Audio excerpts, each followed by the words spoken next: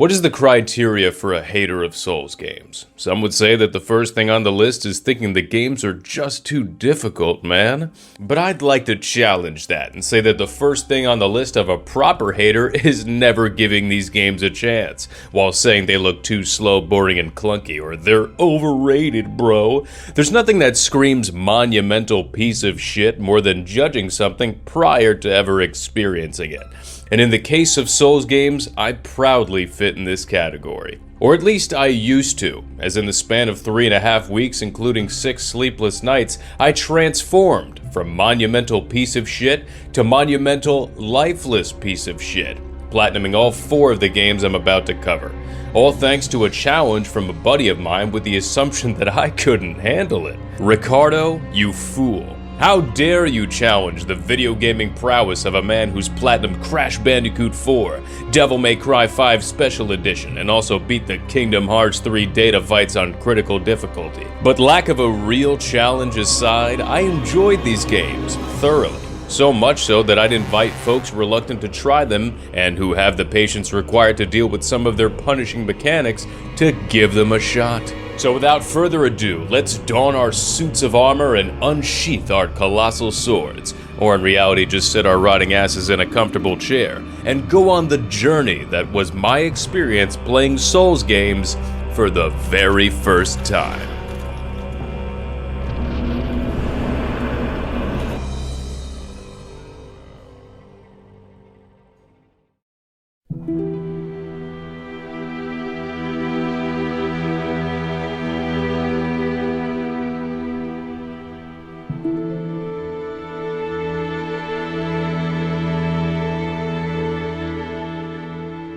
It's only fitting that we start a journey that stripped me clean of my humanity with the game that stripped me clean of my humanity, and Souls every time I died to a generous serving of bullshit. Spoiler warning, this is going to be chock full of complaints, but I'll praise the game by the end, and some of my complaints actually turn into praises. So if you want to skip to that, you're welcome to, but I think my criticism is valid and necessary. My incentive to ever playing a Souls game was always as follows: epic boss fights, which is why, maybe to the dismay of the Souls enthusiast, I played all of these games while looking at platinum guides. But never for boss fights, so you can fight me on this, and I can guarantee you it'll be just as epic as an encounter with any of the bosses from these games.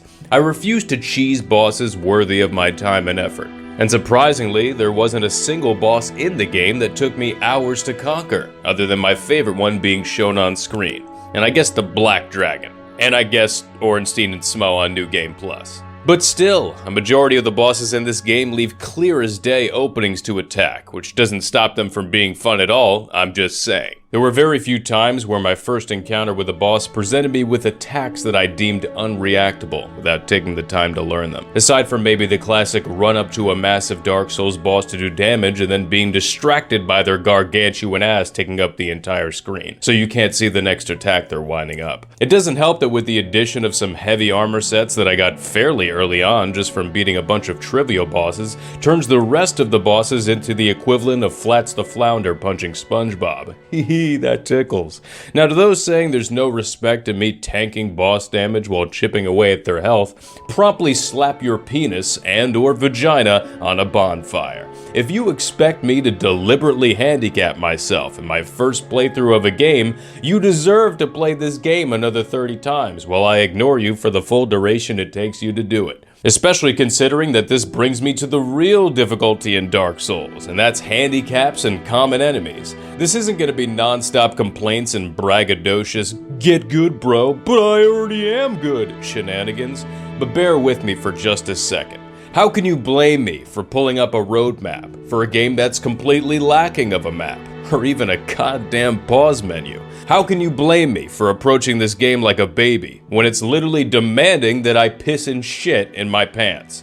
Sure, you could still rest at a bonfire or exit game as a form of pausing and go take your well-deserved dump in peace, but if your argument to me dissing a game mechanic starts with, "but you can still," you're already admitting yourself that the mechanic is bullshit. Show of hands, how many of you would be in favor of DVD, Blu-rays, or streaming services omitting the pause button? Will you fiercely defend it as an industry-defining feature that's well worth the incontinence to enjoy your favorite movies and TV shows at immersion level 100?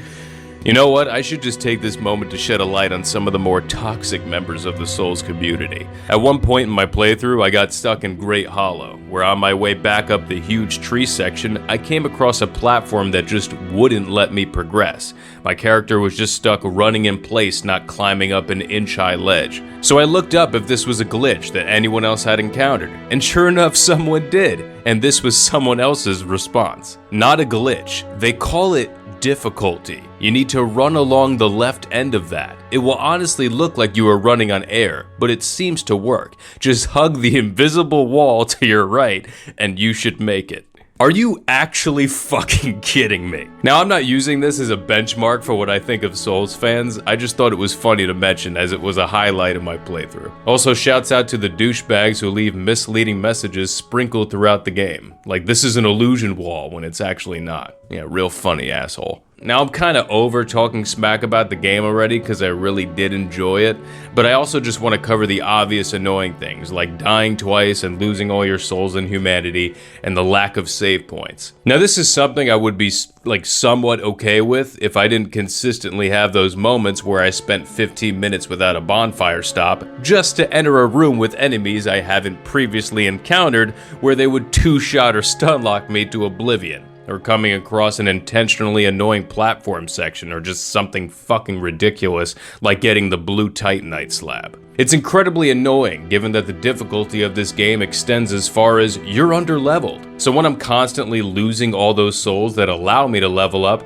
it's a big smack in the face when I can't just bank them at a bonfire. And to those saying, well, you should have poured them into stats beforehand, the amount of souls needed per level up increases each time, as I'm sure you're aware. So if I'm 100 souls short of an upgrade, I can't help but to lug them around and possibly lose them, which sucks. And all it does is just add hours to playtime and challenges my patience rather than my skill in the game. Oh, but if you're skilled, you won't ever lose them, bro. Shut up. Things happen where it's just completely cheap and fucking bullshit. Just shut up. Okay, now I'm 100% done complaining, and I just want to focus about what I love about this game. The number one thing for me is just the ambiance. With 4 Souls games under my belt, though intentionally all different from one another, none of them have the mystique that this one does. I love the use of the soundtrack in this, and by use I mean lack of use in most sections of the game. It's something I wish more open world games did when they have worlds as immersive as this.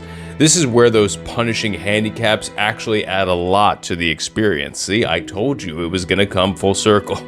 Because the world is by design dreadful, dark, and unpredictable, and unforgiving. I fell in love with traveling from one location to the next, only hearing the sounds of my footsteps, sometimes accompanied with the clanking sounds of my current armor set, constantly in fear of death with what might be lurking around the corner. That satisfaction when I found another bonfire and I was safe. I also love the wide variety of locations and how they all felt a short jog away. Every individual area just feels like they're perfectly distanced from each other. The scope of the areas are all perfectly sized, not too big, not too small. I love when certain areas, while basically being one small room, were actually vertically massive, like the trees in Great Hollow. Ironically, this was the moment I fell in love with this game. When after a long descent down the branches in the Great Hollow, a vertical level, what opens up next is the complete opposite in Ash Lake, having to run across a long beach, all with the Hydra teasing you in the background. Not exactly the type of setting you'd expect at the bottom of a tree.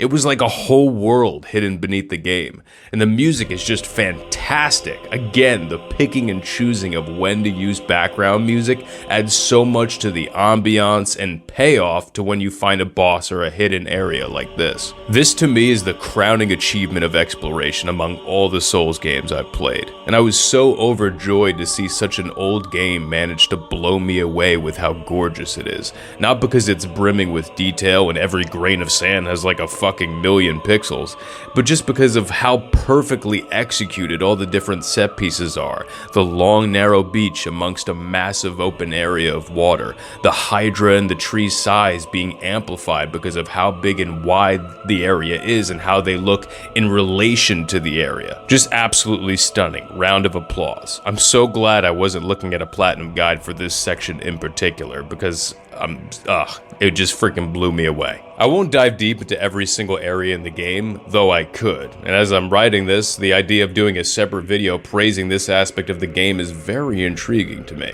Another moment I'd like to highlight though was the first visit to Anor Londo.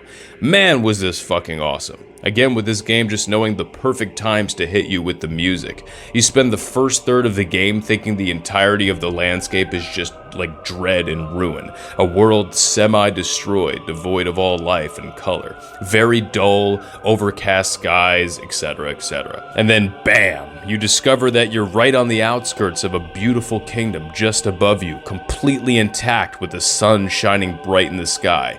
Absolutely fucking spectacular. The build to this moment, the camera work, the contrast between Anor Londo and like just how freaking shitty and dull and not like, you know, bright the freaking world is prior, just so goddamn fucking beautiful. As far as lore goes, I think this one out of the four was probably the most direct, or at least the one that I felt that I understood the most, and also the most intriguing to me. Though I'll save myself from looking like a complete idiot and trying to give my interpretation. One negative I forgot to mention though is the whole exhausting dialogue to further questlines bullshit, and this is a theme throughout all of the games. It's pretty stupid, and I could see myself playing this blind, not peeking at a platinum guide, and being infuriated when I'm not progressing. Like a character can end his or her dialogue with, "Go forth, I will see you later. Be gone. There's no dialogue left for you here. Why are you still standing there?" And then if you go to talk to them again immediately, they're like, "Oh, you're still here? Well, here's an item that's really important that I wouldn't have given to you otherwise." It's so fucking stupid. But anyways, back to the positives. I know I ragged on the bosses not being insanely difficult like I expected it to be, but the presentation and again the choice of only throwing in music at the appropriate times like boss fights is what makes them so fun and exciting. Also, like the locations, there's a good variety of them, despite most of them combat-wise all requiring the same approach. I loved every time I got to walk through a smoke door wall, or whatever you call it, wondering what kind of weird, unique boss, if any, was on the other side. And the common enemies as well are varied and cool, despite pissing me off when they're randomly stronger and more relentless than most of the bosses. The weapon and armor upgrading system is fairly simple to follow along, thank God. I was worried it was going to be overly confusing. And it's a lot more loving to the simple folks like me who just pour all our souls into vitality, stamina, and strength, as opposed to Elden Ring, where a lot of weapons are like, "Hey, make sure you put some points in intelligence or faith, otherwise you won't get to use me." One day, I will do a mage build of DS1, I promise. But anyways, despite another game on this list being a strong contender for a first place tie, I have to crown Dark Souls Remastered as my favorite Souls game that I've played so far. Because ambiance, music, and world building are slightly higher on the food chain over things like combat and customization for what makes a video game stick with me personally. And in my humble opinion, I think Dark Souls 1 did it the best.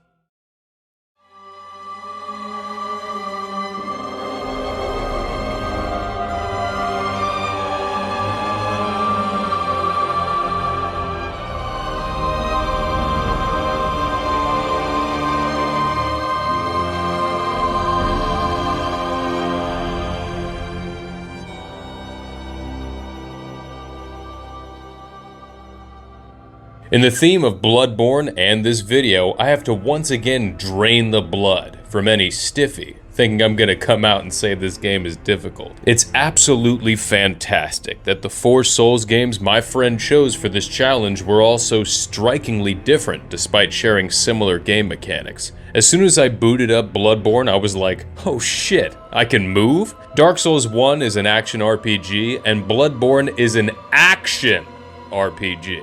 So while it's objectively more difficult than the former, I felt right at home and breezed through this game, never coming across a boss that I couldn't beat in less than 5 to 10 tries. And that's being a little generous. Don't mean to brag. You give me the ability to run and dodge fast, an insanely generous rally mechanic where you can regain health after losing it, and an awkward yet fairly easy to execute gun parrying system, and this game is as good as beaten. I never relied heavy on the parry system though, only on bosses who are too fast for their own good, and I still managed to just melt boss health by spamming the gun button then R1 wherever I deemed it appropriate. Just look at this. Sure, the mechanic isn't completely broken, but the timing is fairly easy to predict, at least I think so. To add to that, not having to put any emphasis on equipment/armor management and being able to use the same weapon the majority of my playthrough was the icing on the cake. Not having to change the very first weapon you get from the start till the end because it's powerful enough with upgrades and just fun as hell to use is far from a problem. I use the Hunter's Axe like 80% of the game because it's fast enough without double-handing it, and double-handing it gives you an awesome charge-heavy attack that can send mobs of enemies packing, deeming what in my opinion is the hardest aspect of any Souls game completely powerless. For the most part. I poured some upgrade items into Ludwig's Holy Blade as well, because I heard it was OP, and of the apparently OP weapons I had gotten by that time in the playthrough, it was the most fun to use. It doesn't mean I won't give this game another go with every other weapon though, as the bulk of which that I tested were all super cool. The little animations you get from switching a weapon from one to two-handed are so fun to spam 1,000 times until your finger is a giant blister. I didn't use too many projectiles or the gun unless parrying, because the main right-handed weapons are just too fun to use. Now back to the boss fights. While I say they didn't give me a huge challenge, it doesn't mean I was walking up to every boss and just R1 spamming them to death. The bosses in this game don't have as many clear openings to attack and are much more relentless. It's just that I never felt handicapped like I did in Dark Souls 1. You get an abundance of heals. The enemies drop like crazy in my playthrough. Never once did I have to go to a shop to buy a single blood vial. And like I said, being able to evade attacks fast and run would stop me from getting caught in an endless stagger loop after misreading one attack. Again, back to the armor being a non-factor, not having to worry about upping my defense at the cost of being slow as hell. It was all just a recipe for some good, semi-challenging fun without having to think too much. A recipe I'll eat up any day of the week. I know I'm beating a dead horse, but when I say I beat most of these bosses within my first 5 tries, it isn't because they weren't challenging, it's because this game gives you more opportunities to survive in the fight, rather than getting 2-shot 1,000 times and reluctantly making that quintessential run back to the boss over and over until your patience runs thin. I'd say the only time the game did this to me was the Defiled Dungeon. The Fire Dog and Amygdala can kiss my fucking ass. Or the hardest boss in the game, which isn't even a boss, and the 2 giant fish dudes down that well. As far as ambiance, this game once again nails it. Though I feel the disconnect for me was not having as many varied locations and enemies. To say that this game doesn't deserve heavy praise for its environments and enemy design is ridiculous. I love the creepy / grotesque nature of it all, but I just didn't have that sense of wonder and awe that I got from visiting the wide variety of locations in Dark Souls 1. Too many times I found myself saying, oh, another beast fight. Though Bloodborne at times shows how From Software has grown in terms of its visual presentation for bosses. I love that intro to the Vicar Amelia fight, and just the fight as a whole. It's the perfect combination of sad and terrifying, and I don't know how to better explain that. Definitely one of the highlights of the game for me was how much emotion that could be pulled from a giant beast boss fight. This goes for the Lawrence fight as well, but it comes at a cost, in my opinion, with their screams and moans being so loud that I can't even hear the amazing boss themes over them. Now maybe I could have lowered the speech volume a bit, but I have to judge what I'm given at default. The Orphan of Kos fight is a great example too. There's a fucking excellent soundtrack in the background that I can't hear over the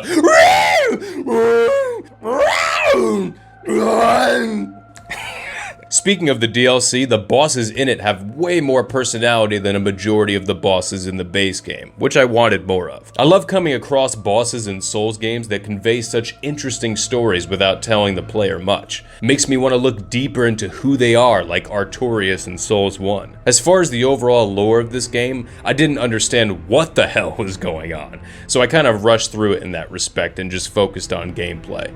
I loved the insight mechanic, showing pieces of the world that were there all along, like the amygdalas just chilling, waiting to snatch you and take you to another world. Speaking of snatching you and taking you to another world, those sack dudes hit like fucking trucks and threw a wrench in my platinum guide peaking, but still very cool. Now that I'm thinking about it, I ragged on the locations not being super varied, but they are varied. They just all share a similar color palette, so a lot of times locations just don't feel super different and unique to the world. One final thing before I wrap up, the Chalice dungeons suck ass. I would say that my Bloodborne Platinum journey was like 60% main game and 40% Chalice dungeons. There's a bunch of them that you have to complete for the Platinum. Most of them look the same and play the same. Kinda wish they were just boss rushes. And having to farm the materials just to perform the ritual to play them was an gigantic pain in the ass for me. Oftentimes I completed dungeons without even knowing I missed out on a bunch of materials in them just to play the next one needed for platinum. And like I said before, the Defiled dungeon can kiss my whole asshole. Overall, yet another Souls game I thoroughly enjoyed, and was the first instance I heavily appreciated From Software's choice to slightly tweak their formula to perhaps appeal to a wider player base with its fast-paced action and RPG elements not being as heavily forced. It's why I would deem Bloodborne to be the best Souls game for casuals, for things stated throughout this review, and because I feel it would be far less difficult for newcomers than the next game I platinumed.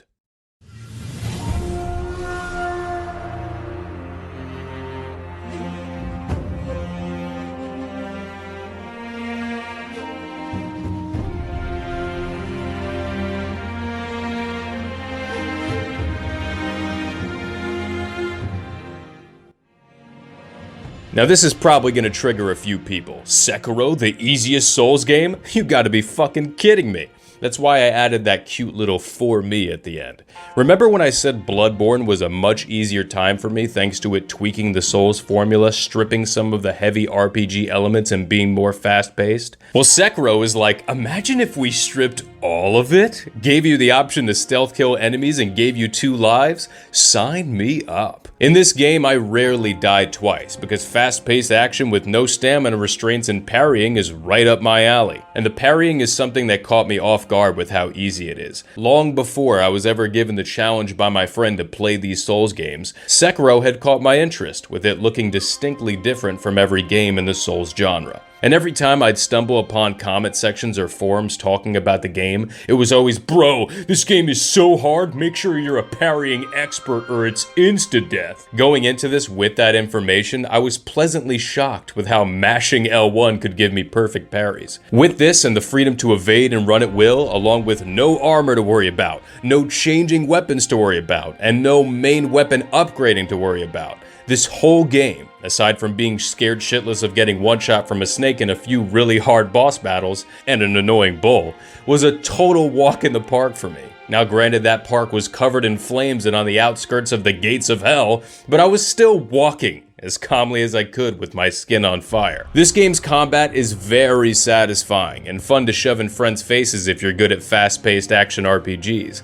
It's the first game in the Souls genre that demands you look cool while winning, no matter what your approach is, unless you're scared running from attacks and just land the occasional slash every 60 seconds. It's also the first Souls game that has next to nothing to do with your level being the deciding factor in the fight, at least with the order of bosses in which I played it. It's the first game where the tired old "get good" phrase truly applies. It's no longer "get over leveled." It's just get good at memorizing attack patterns and finding openings, blah blah blah, which I love. The levels are fairly linear, so if you aren't deliberately trying to platinum the game in your first playthrough like me, there'll be much less backtracking. But even when there's backtracking, the finally smooth From Software platforming makes it far more enjoyable and less tedious. I was so glad to not be annoyed when I rarely misjudged a jump and fell to my death. Did I say fell to my death? I meant fell to my near-death experience, as this game, still bursting with generosity, no longer one-shots you when falling into the endless abyss. A concept that is insanely annoying in other Souls games, where you can fall to the slightest misjudgment or an annoying enemy pushing you off a tightrope as you battle with the game's crappy physics. But even still, when you die in Sekiro, if you manage to be the worst at mashing the grappling hook button while falling or mashing the parry button while freaking in the middle of a boss fight, it doesn't take away all of your currency and skill points when you die. It takes away a little chunk, but not all of it. I should have changed the title for this to be The Nicest Game, as it's the game equivalent of the world's most caring grandmother. In terms of Souls games. The only time Grandma turns into an evil witch and slips you the poison apple is when she throws those insanely annoying terror mini-bosses at you. I just can't stand when enemy difficulty stems from status effects that can instant kill you. That shit is never fun, but welcome to Dark Souls, where status effects are no joke, especially in this game. Aside from walking in poisoned water, the enemies I came across with status effect damage all have that fucking effect bar go from 0 to 100 real quick. As far as annoying things that are actually funny, this game, while giving you the option to stealth kill enemies and create a more safe working environment for dealing with the larger majority of them, likes to kick in the battle music every fucking time you perform a stealth kill, which makes you think you're no longer in a safe working environment. It's like presenting hard work to your boss and him jokingly saying you're fired every single day. But you can take your anger out on the plethora of boss fights in the game. Most of them being mini-bosses, and sometimes it's hard for me to distinguish one from the other. Like, it's hard for me to call bosses like Guardian Ape, Demon of Hatred, or the Corrupted Monk in Fountain Palace as mini-bosses. Maybe they aren't considered that, but this game had me missing the epic presentation and fog doors that are some of my favorite aspects in Souls games. I'm all for slapping me in the face with a difficult boss I didn't expect, but I need me some intro cutscenes, no matter how short. I do love how beating the bosses in this game are directly tied to level progression. So instead of conquering a hard boss just to unlock a weapon or power-up you may not find use for with your playstyle, some are directly tied to increase your attack power. And I love this. Give me rewards that every player can benefit from, and never lose, like getting 100,000 souls from a boss only to lose them to some cheap bullshit. Sticking on the topic of bosses, again, Grandma Sekiro with the love and generosity. You can actually replay some of the boss fights in this game. A concept that I still struggle as to why all Souls games don't implement it. God damn it, From Software. Just patch every game to have a secret hallway with access to all the bosses. I don't even care if they're 10 times as difficult. Just do it. As far as the world and ambiance, this game explores the beauty of Japanese mythology, I think. And it's because of that I made the proper choice of playing this game subbed with Japanese voice acting. Sub gang, where you at? But as far as subs, I'm not talking about $5 footlongs, but rather the 256-inch in honor of my penis. What I mean is that this was another game where I kind of rushed through all the dialogue, even skipped a few cutscenes, I have to admit.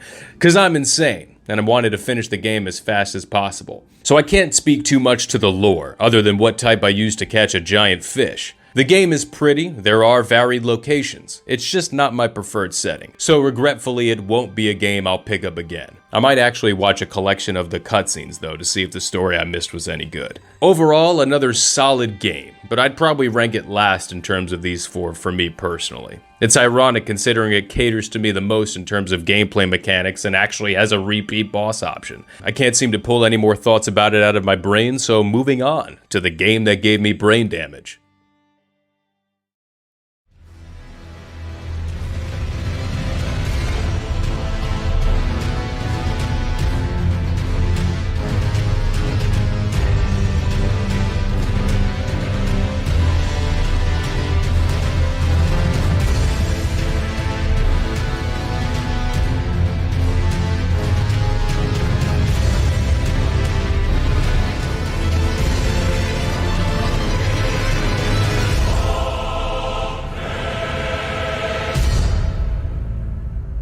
Yes, Elden Ring. Now when I say this game gave me brain damage, I mean it got to a point where this game was all I was thinking about. So much so that I would neglect everything else in my life, with the exception of shitting and pissing. Sorry, From Software. This marvel of a game combines some of the best aspects of the 3 previous ones, and I can safely assume the entire library of From Software games, and combines them into one. And I have to applaud the execution and not just delivering a unique experience, but showcasing your greatest hits in such spectacular fashion. Without taking hours diving into everything individually, all I can say is every concept previously introduced in other Souls games is expanded upon exponentially. The visual presentation of bosses, boss design being better than ever, presenting some of the hardest challenges in the genre. Absolutely insane levels of customization that are more inviting than ever, including the best selection of weapons by far, the largest open world, a variety of different locations, variety of enemy types, stunning skyboxes, largest selection of bosses, fantastic music, sound design, voice acting, the new features in the world map, finally, as well as a summonable horse to traverse across this massive unforgiving landscape. It goes without saying that Elden Ring is the best game that From Software has delivered.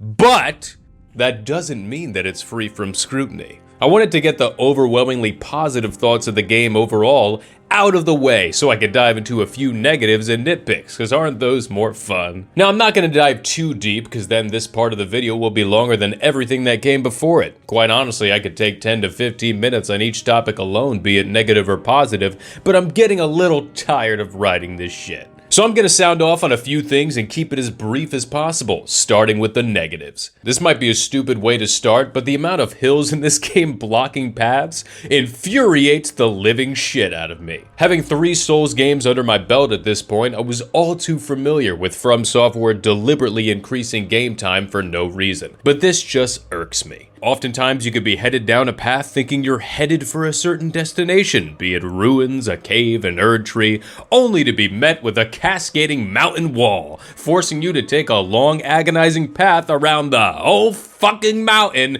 just to continue along the path you had previously set out on. Boring, long, and a waste of time. It's like stopping with your partner mid-doggy style and saying, let's cuddle for 45 minutes, and then get back at it. Let's deliberately extend our time together with not as fun activities. The path to Volcano Manor is absolutely fucking ridiculous. I remember when I first landed there, I was in the village trying to figure out how to get inside the castle, only to find out that I had to take a 10-minute detour just to get to the actual fucking main entrance. And you can argue that it adds to the immersion, the whole going on a journey shit. Like, wow, I have to pack a lunch just to get to the front fucking door of a building I'm standing directly behind.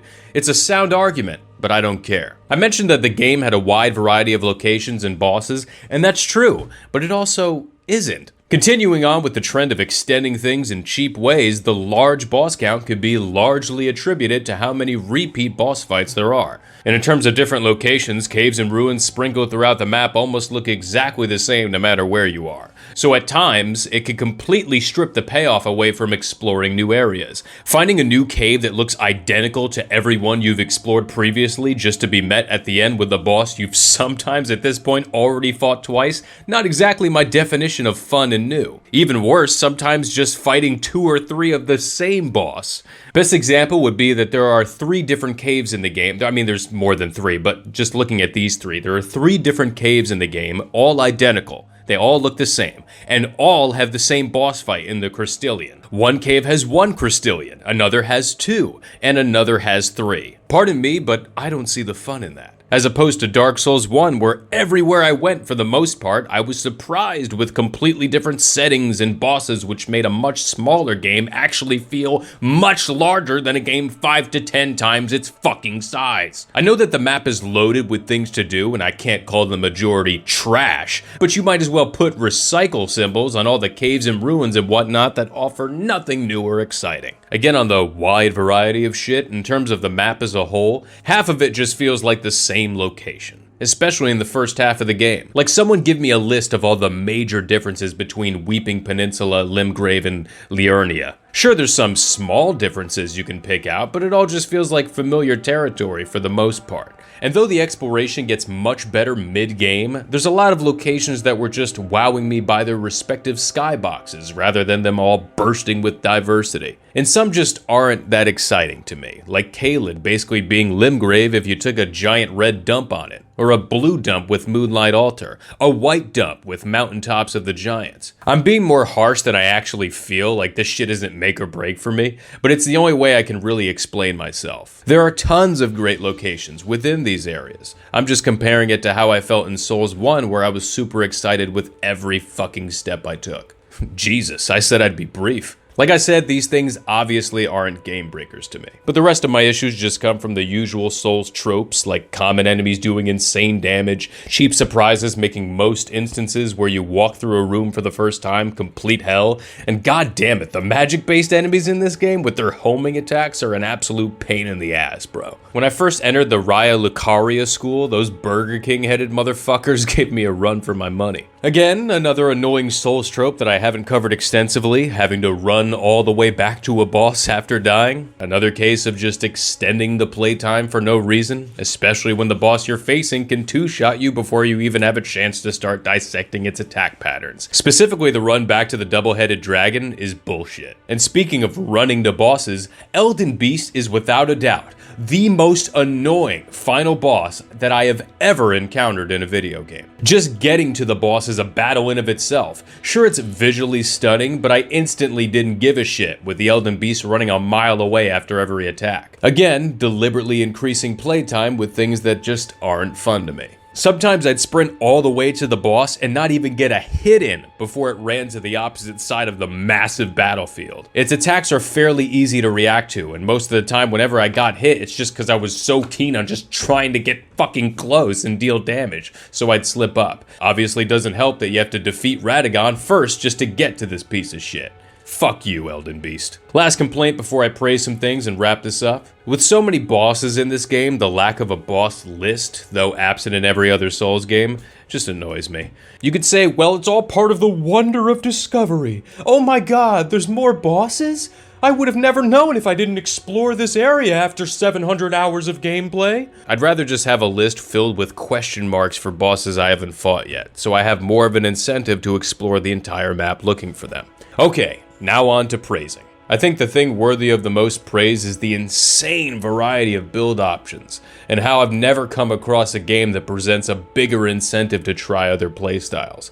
So many cool weapons, skills attached to these weapons, and magic looks fucking awesome. This is the reason I had to put the game down and never play again, because I got caught into the loop of watching build videos on YouTube all day. I'd be on this game for years, exploring all the appealing options, but thankfully, and I'm so proud of myself for this, I value my physical and mental well-being more than that. And I know if I continued down that path, it would more than likely ruin my life. Just look at all this shit. Fire-based attacks, ice-based, glintstone sorcery, gravity sorcery, blood weapons, fast weapons, slow heavy weapons, a barrage of different skills attached to them, all satisfying to execute. I'm skipping out on the armor. So many cool outfit sets. You can even cosplay as your favorite boss after beating them, craft their weapons with remembrances that you can duplicate with those living mountains with bells for ball sacks. Ugh. Well fucking done. Like I said before, boss design is better than ever, both in combat design and visual design, and presents some of the hardest challenges so far. Some I love, some a little ridiculous, like Mog's attacks in the second phase covering the entire field with bloodfire.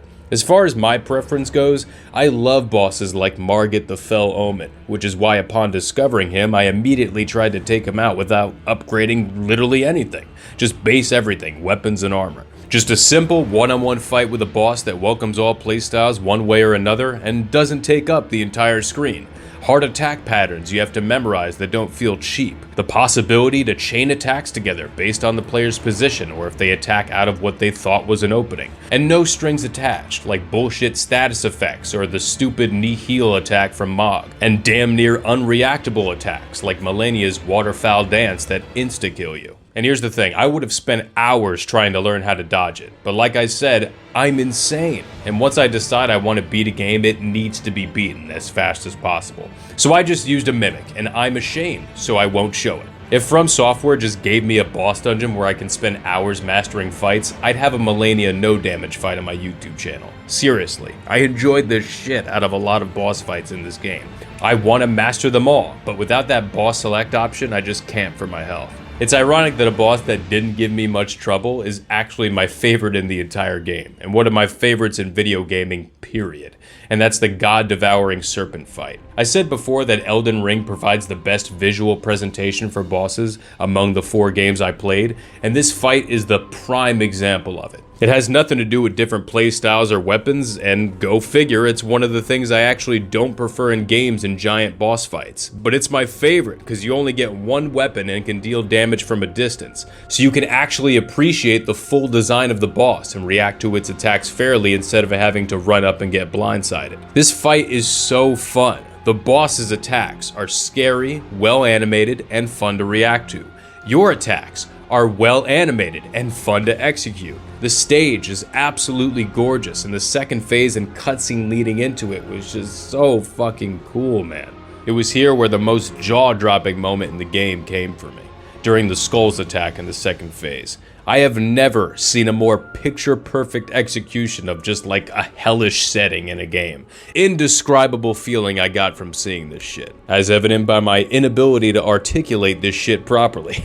All I can do is act like a little kid and say, wow, this is so fucking cool, man. The boss design is so fucking creepy and weird and cool, and the stage and the weapon you get to use, man, and the colors and the fire and the ground shaking with every smackdown of his sword, and then in the first phase just being inches away from being eaten by a giant serpent the Elden Ring is so awesome, man. 10 out of 10. It's perfect that I talk about acting like a child when that's what this whole challenge has been about. We've come full circle, ladies and gentlemen. The whole reason this challenge came to be was because of me behaving like an arrogant little infant. Dissing my friend for praising Elden Ring to the moon and back. Never having touched a Souls game myself, I blindly talked shit about Elden Ring and all Souls games. Overrated, slow, clunky, boring. For geeks only. Not difficult at all, bro. It's just that casual gamers suck. Well, I do still stand by that a little. Hee hee. But hilariously, with me starting this platinum journey as a childish blind hater who was only attempting it thanks to the prize incentive from my friend that I won't reveal in this video, I came out a massive fan. So much so that I had to cut my review of Elden Ring short by so much because I know I'll end up writing novels about it for the next 24 hours. And I won't do that to myself. If you think you deserved better in the form of that fucking review, bro, I freaking 6 sleepless nights, like I said at the beginning of the video. 6 sleepless nights. I legit 6 times within 3.5 weeks didn't sleep for 38 hours at a time. Also, if you think I can't handle these games without a platinum guide, gently go fuck yourself. I still don't consider any of these games to be harder than the Cage 3 data fights on critical difficulty, or DMC5's S-Rank all mission on all difficulties, or the Crash Bandicoot 4 platinum, all of which I've conquered. So suck it. If you like this, leave a like, comment, and perhaps subscribe, and I just might make some more.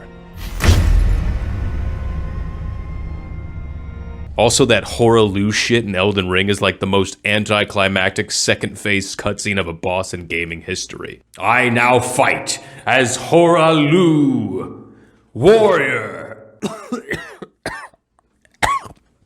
I loved all these games.